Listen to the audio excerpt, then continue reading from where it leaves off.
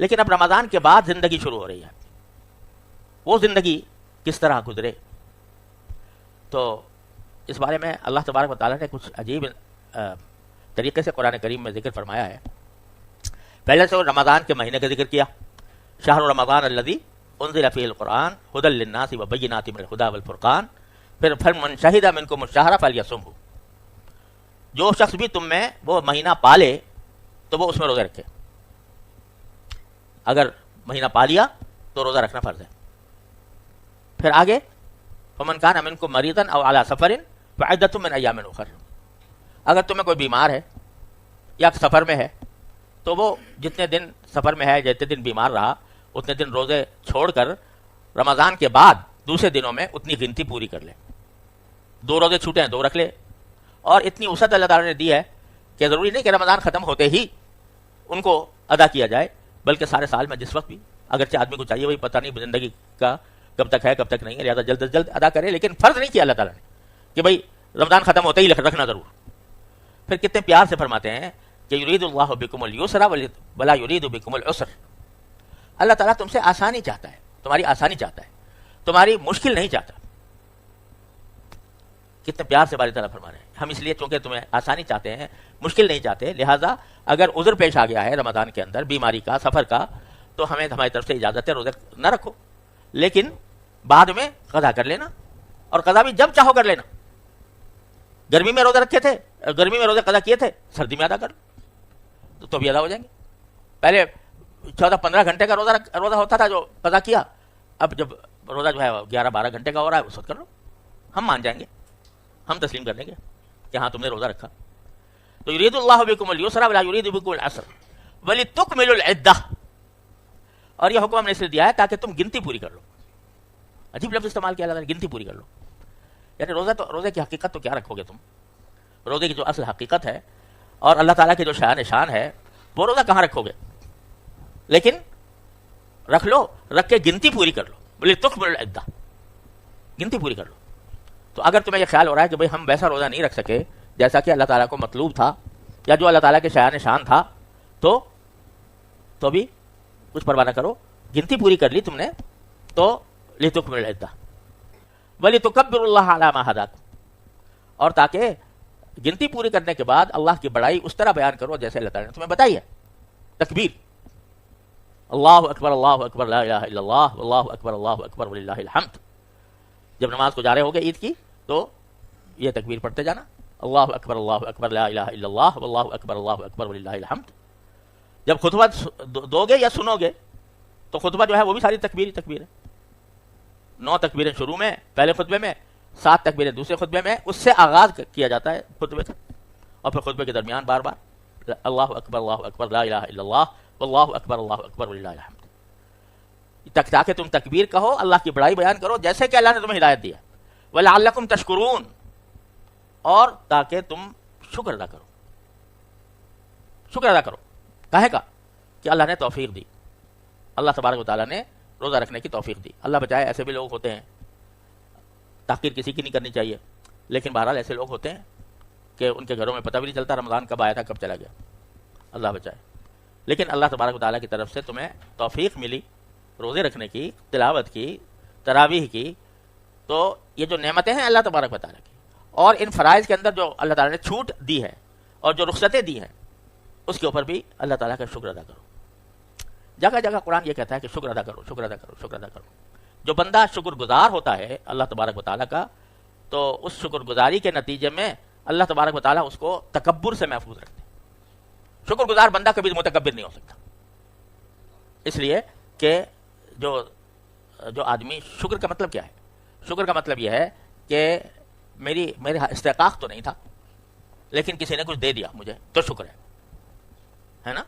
اگر کسی کا قرض تھا میرے ذمے، کسی کے ذمے میرا قرض تھا اور اس نے قرض آ کے دے دیا مجھے تو واجب تھا اس کے ذمے، تو میرے ذمے کوئی شکر تو نہیں ہے، لیکن ہم اخلاقاً اس کا بھی شکریہ ادا کر دیتے، لیکن حقیقت میں نہیں تھا، اس کے ذمے قرض تھا، میرا اس پر احسان تھا کہ بھئی میں نے اس کو قرض دیا تھا، اس نے لا کر واپس کر دیے، تو وہ شکر کا موقع نہیں۔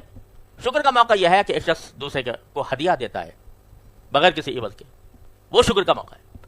تو اسی طرح بندہ اللہ تبارک و تعالیٰ کا جب شکر ادا کرتا ہے تو معنی یہ ہے کہ یا اللہ میں تو اس قابل تھا نہیں کہ میں روزے رکھ سکتا، میں تو اس قابل تھا نہیں کہ آپ کی عبادت کر سکتا، لیکن آپ نے اپنے فضل و کرم سے مجھے توفیق عطا فرما دی، لہذا شکر ادا کرتا ہوں۔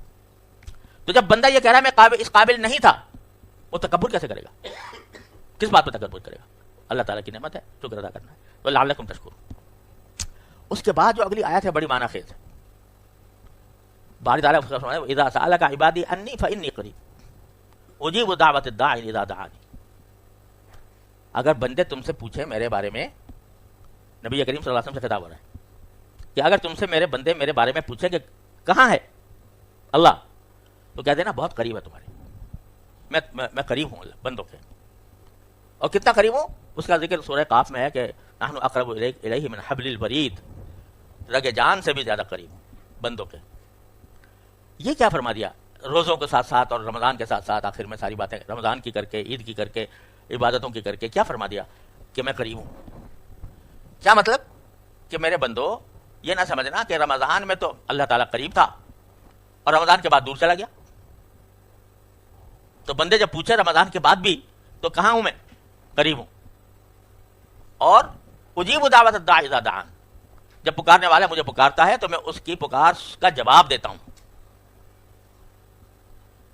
کیا عجیب بات ہے۔ کیا مانا؟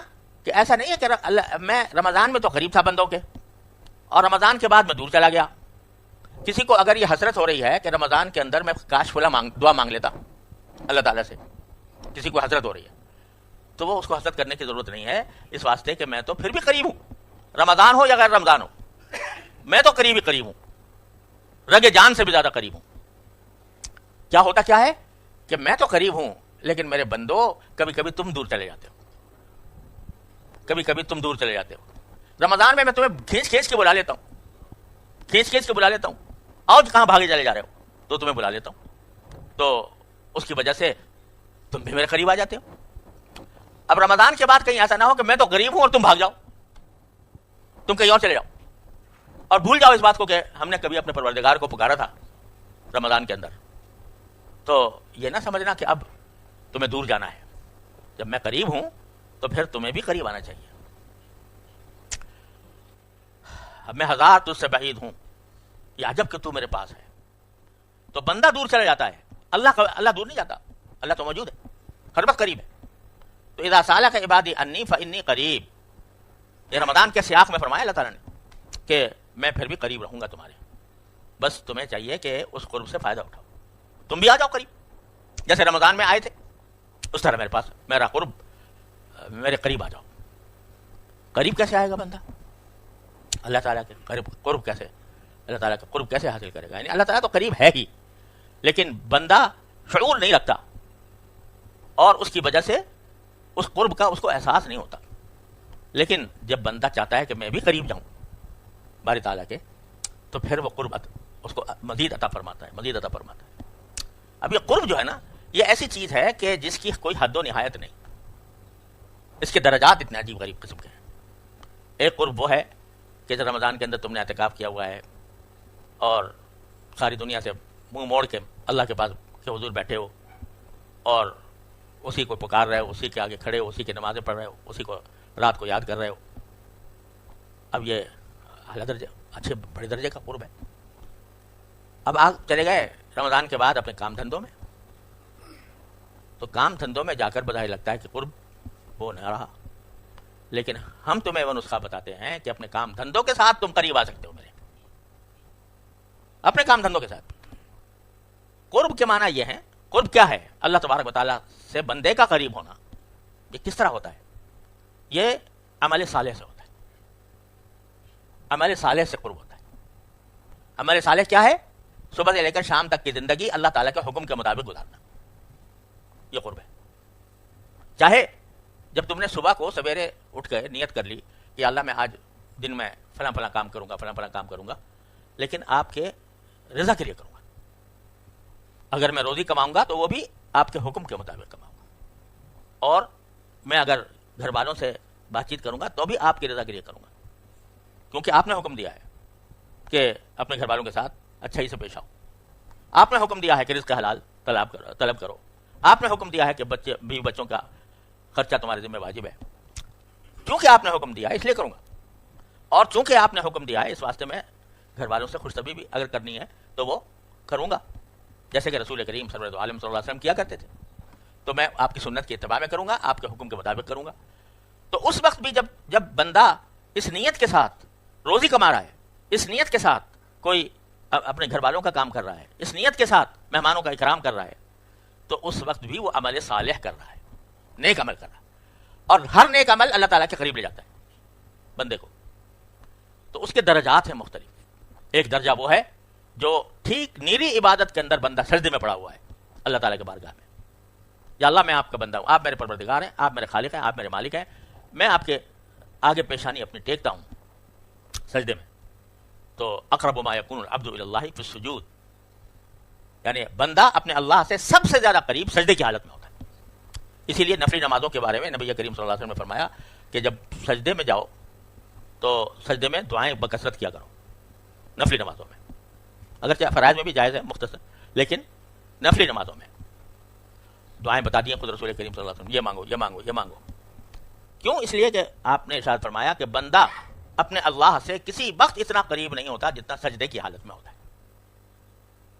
اس کی بارگاہ پر، اس کی چوکھٹ پر سجدہ کیا ہوا ہے، ماتھا ٹیکا ہوا ہے، اور وہ بات عرش تک جا رہی ہے، جو بات اس صورت میں کرو گے وہ عرش تک پہنچے گی۔ تو اس لیے سب سے اب یہ قرب کا اعلیٰ ترین درجہ جو بندہ حاصل کر سکتا ہے سجدوں کے ذریعے، پھر نوافل کے ذریعے۔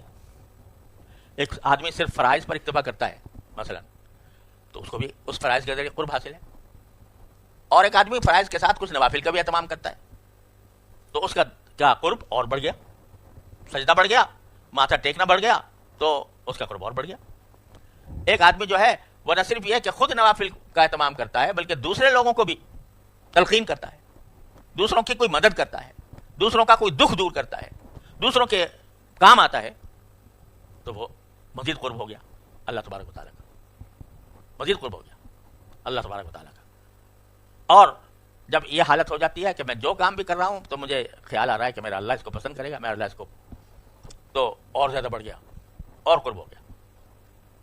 تو قرب کے درجات ہیں، ادنا درجہ صرف فرائض ادا کر دینا، اور اس سے اعلیٰ جو ہے نوافل کے ساتھ کرنا، اس سے اعلیٰ یہ ہے کہ دوسرے لوگوں کی کے ساتھ ہمدردی کرنا، ان کے ساتھ پیار سے پیش آنا، لوگوں کی تکلیفیں دور کر دینا، اپنے رشتہ داروں کے ساتھ حسن سلوک کرنا، پڑوسیوں کے ساتھ حسن سلوک کرنا۔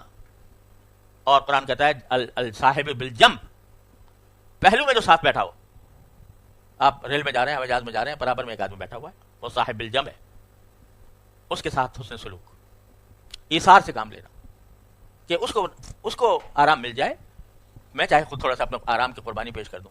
اور صاحب بالجنب، جب یہ کام اللہ کے لیے کر رہا ہے بندہ تو اللہ کے مزید قریب حاصل، تو درجات لا متناہی ہیں اللہ تعالیٰ کے کا قرب حاصل کرنے کے۔ اور سب سے زیادہ قرب اللہ تبارک و تعالیٰ کا حاصل ہوتا ہے گناہ سے بچنے میں، جب گناہ کا تقاضا ہو رہا ہو، جب گناہ کے مواقع میسر ہوں، اس وقت بندہ جب اللہ کو یاد کر کے گناہ کو چھوڑتا ہے، یہ قوی ترین ذریعہ ہے اللہ تبارک و تعالیٰ تک پہنچنے کا۔ کیونکہ یہاں لڑائی ہوتی ہے انسان کی اپنی نفسانی خواہشات سے، دل مچل رہا ہے اس کام کے لیے کہ میں یہ فلاں لذت اٹھا لوں، ہے وہ لذت گناہ، تو اس وقت جو دل مچل رہا تھا اس لذت کو حاصل کرنے کے لیے اس سے بندہ کہتا نہیں میرے اللہ نے منع کیا، میں نہیں کروں گا۔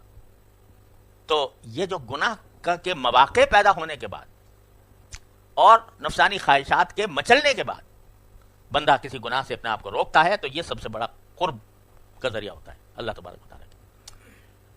اللہ تعالیٰ فرماتے ہیں اس بندے نے میری خاطر، میرے حکم کی خاطر اتنی بڑی اپنی لذت چھوڑ دی اس نے، تو سبحان اللہ، بھائی تعالیٰ آ جا میرے پاس،